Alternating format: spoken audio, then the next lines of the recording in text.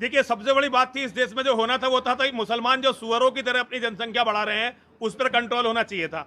उसे ना मोदी जी कर पाए, ना योगी जी कर पा रहे हैं। योगी जी तो खैर क्या कर लेंगे। तो मुसलमानों की जनसंख्या पे जब तक कंट्रोल नहीं हो, और अब इसके होने से कोई फायदा नहीं है, क्योंकि 10 साल से छोटे बच्चे उनमें अब हिंदुओं से ज्यादा हो चुके हैं। अगले अगले एक बार का इलेक्शन 2024 में भारत का प्रधानमंत्री हिंदू बन सकता है।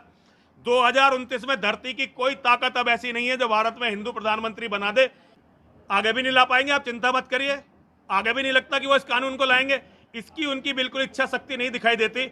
उन्होंने 19 लाख करोड़ रुपए से ज्यादा धनराशि पिछले 7 सालों में मुसलमानों पर लुटा दी लिटरली। हिंदुओं के बिजनेसमैनों का, व्यापारियों का पैसा मुसलमानों पर लुटा दिया।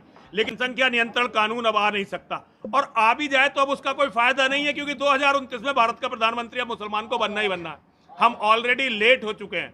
हम बहुत खतरे में हैं, हमारे बच्चे खतरे में हैं, सब कुछ खतरे में है। आप अरे कैसी बात कर रहे हो। भगवान का नाम लीजिए। राम मंदिर बनना चाहिए, कृष्ण जन्मभूमि पर मंदिर बनना चाहिए, काशी विश्वनाथ में जो मस्जिद है वो गंदगी हटनी चाहिए। जितने भी मंदिर टूटे हैं वो सारे मंदिर दोबारा से बनने चाहिए, जिनमें एक मंदिर मक्केश्वर महादेव का भी है जो मक्का में है, वहां भी महादेव का मंदिर दोबारा बनना चाहिए। तो ये बताया गया कि ये शांति का मजहब है। जिस दिन इस्लाम की बिल्डिंग बहुत आलीशान है, 57 देश, 200 करोड़ लोग, इतने बड़े आतंकवादी संगठन, लेकिन इसकी जो जड़ है ना, वो जड़ है मोहम्मद और कुरान। जिस दिन मुसलमान मोहम्मद और कुरान को समझ जाएगा, पूरी ये बिल्डिंग ध्वस्त हो जाएगी और सारी दुनिया देखेगी। हर मुसलमान इस्लाम को छोड़ेगा और वापस सनातन में आएगा। मैं योगी जी का सम्मान करता हूं। मैं ये समझता हूं कि भारत में केवल एक नेता है जो इस्लाम के जिहाद के सामने खड़ा हुआ है।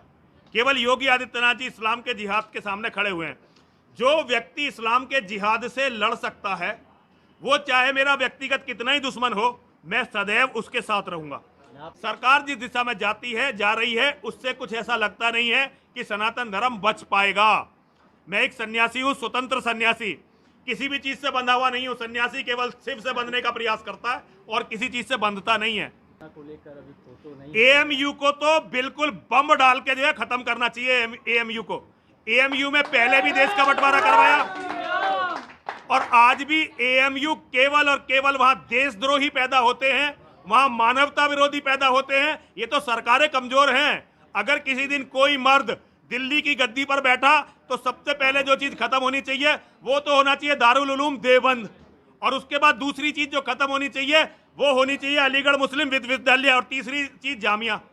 ये तीनों तो पहले दिन खत्म होनी चाहिए, उसके बाद इस देश का कुछ भला हो सकेगा।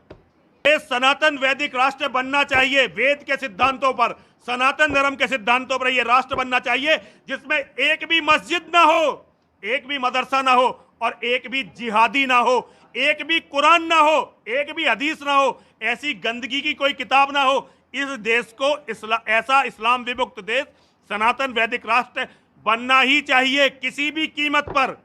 इसके लिए कोई भी कीमत दी जानी चाहिए, कुछ भी करना चाहिए।